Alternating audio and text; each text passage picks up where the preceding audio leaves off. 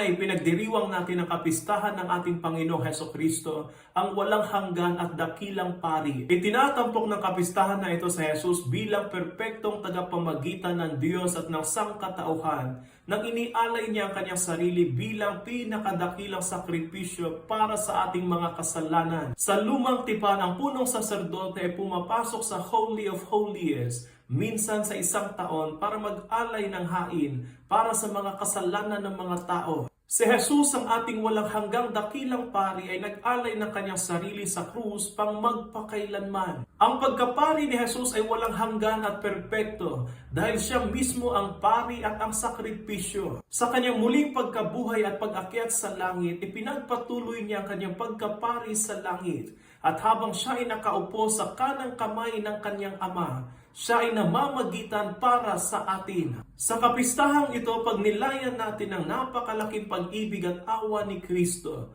na siyang naging tulay sa pagitan ng sangkatauhan at ng Diyos. Tinatawag din tayo nito na makibahagi sa kanyang misyon bilang pari. Tayo ay tinatawag na ialay ang ating mga buhay bilang mga buhay na mga sakripisyo at mamagitan para sa iba at maging instrumento ng kanyang biyaya at pag-ibig sa mundo.